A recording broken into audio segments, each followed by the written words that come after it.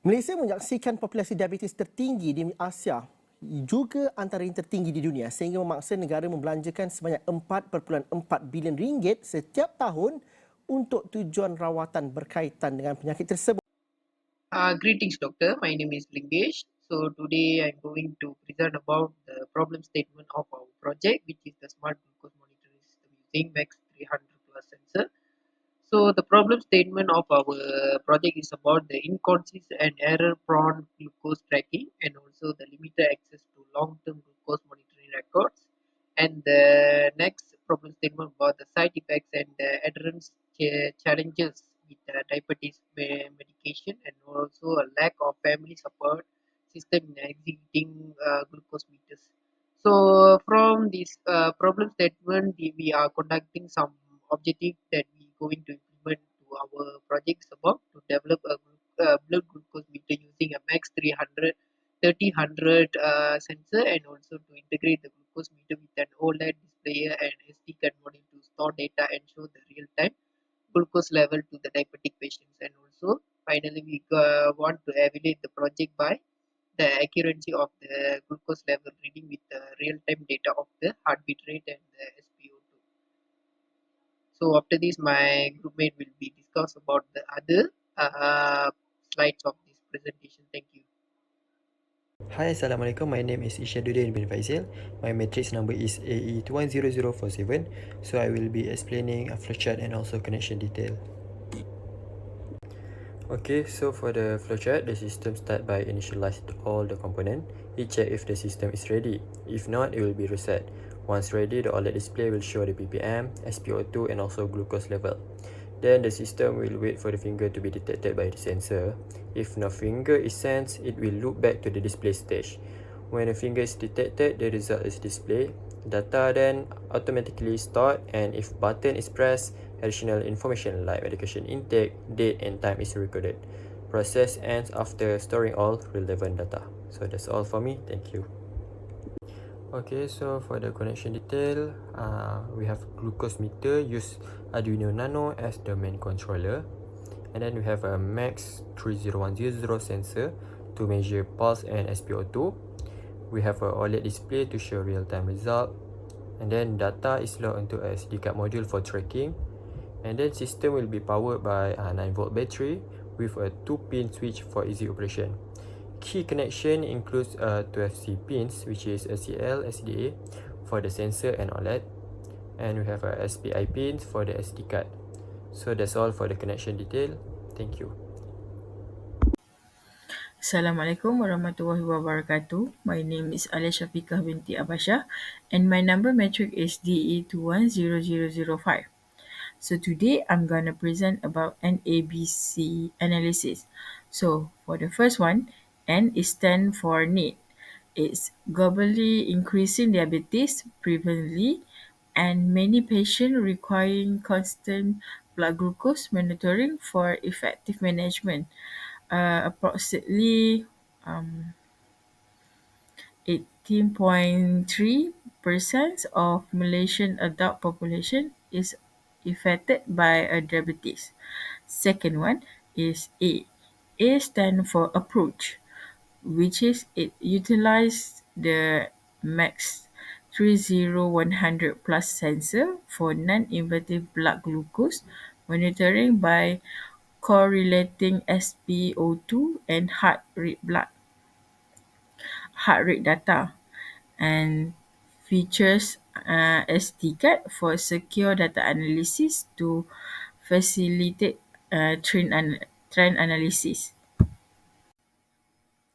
And for the third one is B, stand for benefit.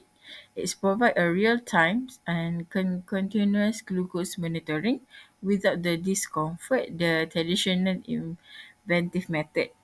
It's also enhance patient safety through caregiver notification. And the last one for NABC analysis is C. C is stand for competition. Is a traditional finger prick glucose meter that inventive require consumable like test strip and also continuous glucose monitoring CGM system that very accurate but expensive, requiring to the professional needs. Thank you. That's all for me. Assalamualaikum warahmatullahi wabarakatuh. My name is Nur Dania Najwa binti Rosli, and I will extend for the STEEP analysis. So for the social, the Star Online reports that 18.3% of Malaysia's adult population are affected by diabetes. Thus, there is a need to develop a system that can assist diabetic patients. For the technological, with technological advancements, there is now a wide range of cost-effective sensors and processors such as Arduino, which is simplify the design process. Like we use the Max 30100 sensors for non-invasive glucose monitoring system. About the economic, by reducing emergency incidents related to hypoglycemia, this system can potentially lower healthcare costs.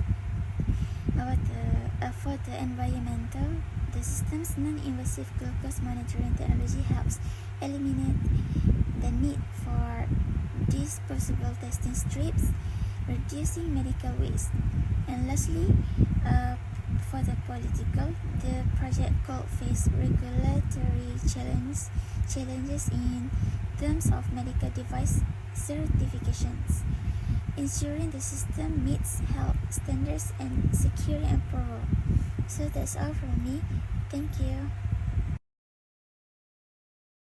Assalamualaikum warahmatullahi wabarakatuh. My name is Muhammad Hafiz bin Ramli Atlas Nurdin, number metric DE220180. Today I will demonstrate the video of our device. As you can see in the slide, there is a video on the left side. So this is our device. So how to use the device is the first step is press the power button to turn on the device. The second one is put your finger on the sensor below the LCD display.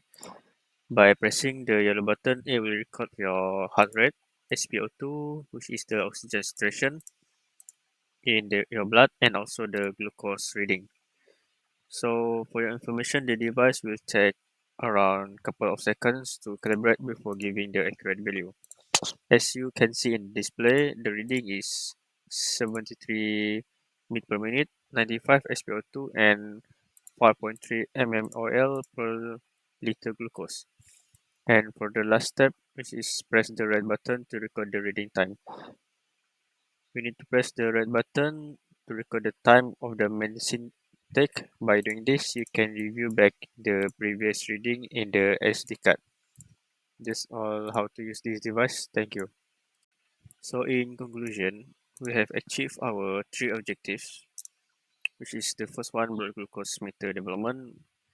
A functional blood glucose meter was built using the sensor, estimate the glucose level from heart rate and SpO2 data. And the second objective we have achieved is integration with OLED and SD card by displaying the real-time monitoring and SD card module for data storage. And the last objective that we achieve is accuracy evaluation.